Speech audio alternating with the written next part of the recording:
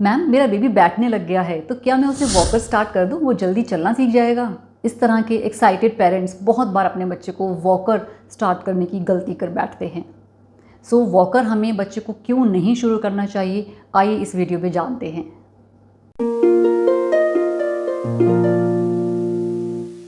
सबसे पहले ये जानते हैं कि वॉकर ज़रूरी है ही क्यों हमें लगता है कि हमारे बच्चे को एक वॉकर जैसे सपोर्ट की ज़रूरत है।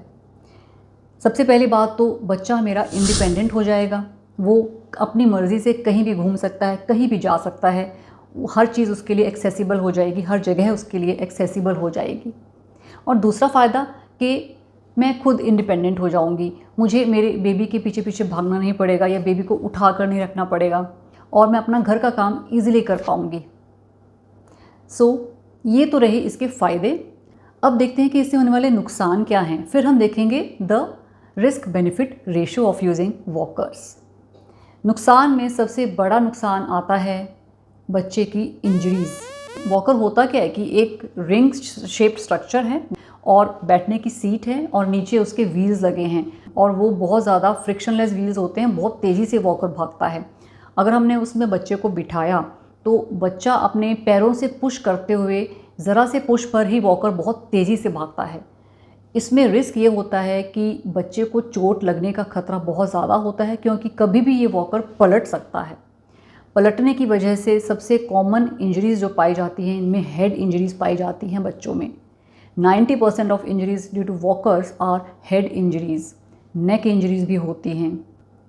दूसरा क्या हो सकता है कि वॉकर इतनी तेज़ी से भागा और कोई अगर रास्ते में स्टेयर्स हैं तो बच्चा वहाँ से गिर सकता है।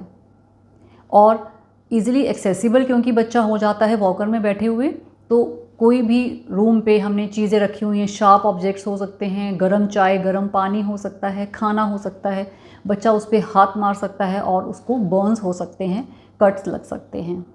सेकेंड चीज़, हमारा क्या एम था वॉकर शुरू करने का कि बच्चा जल्दी चलेगा, पर वॉकर में होता क्या है, एक्चुअली बच्चे की वॉकिंग डिले हो जाती है। आपको क्या ज़रूरत है, क्यों आपको बच्चे को जल्दी चलाना है, उसे अपनी स्पीड से चलना सीखने दीजिए।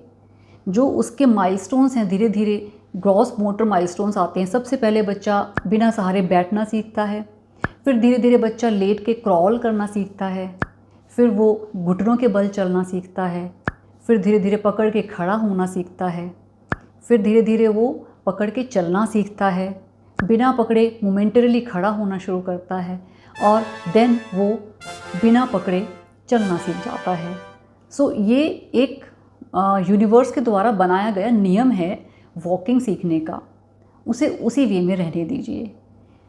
जैसे जैसे ये माइलस्टोन बढ़ता है उसी हिसाब से बच्चे की मसल्स मैच्योर होती हैं, जो ग्रॉस मोटर मसल्स होती हैं, हिप्स की मसल्स, थाइज़ की muscles, quadriceps and then hamstring muscles, calf muscles. तो ये सब जो बड़ी बड़ी मसल्स हैं ये यूज़ होनी चाहिए वॉकिंग में। लेकिन वॉकर क्या करता है, उसमें यूज़ होती हैं फुट की छोटी छोटी मसल्स, क्योंकि बच्चा टोज़ पे ऐसे खड़ा होता है और फिर भागता है वॉकर में। ग्रॉस मसल्स की डेवलपमेंट ही नहीं हुई, उससे क्या हुआ, बच्चे की जो नॉर्मल वॉकिंग है वो डिले हो जाती है। सो क्रक्स इज वॉकर्स अवॉइड करें अगर सच में आपको अपने बच्चे को जल्दी चलता हुआ देखना है।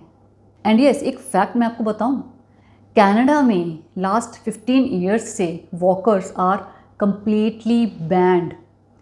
कोई मैन्युफैक्चरिंग नहीं हो रही है, मैन्युफैक्चरिंग, इंपोर्टिंग, मार्केटिंग वॉकर्स का कुछ भी नहीं है। सो कनाडा ने कुछ सोच कर ही कनाडा गवर्नमेंट ने ये बैन किया होगा, उससे इंस्पायर होकर अमेरिकन्स, इंडियंस भी ये स्टेप ले रहे हैं कि धीरे धीरे वॉकर्स को बैन कर दिया जाए। पर जब तक ये नहीं होता है तब तक हमें खुद अवेयर होना चाहिए कि वॉकर्स बच्चे के लिए कितने डेंजरस हो सकते हैं।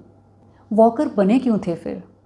वॉकर बनाए गए थे जो डिसेबल्ड बच्चे हैं उनके लिए, कि डिसेबल्ड नहीं, मैं कहूँगी स्पेशली एबल्ड बच्चे जो चल नहीं सकते हैं नॉर्मली, इनकी नॉर्मल वॉकिंग की एज निकल चुकी है बट वो नहीं चल सकते हैं, क्रिपल्ड हैं, उन्हें वॉकर की ज़रूरत होती है।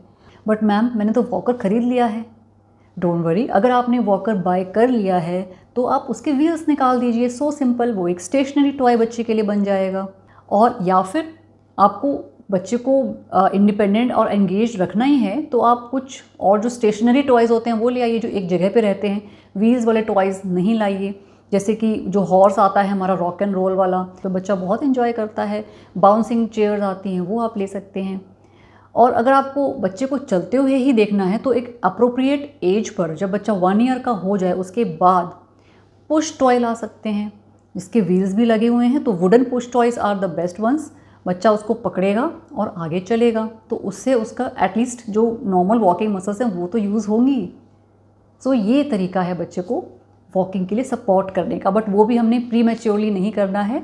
वॉकिंग एज आ जाए, जब बच्चा पकड़ के खड़ा होना सीख जाए, तब करना है, राइट।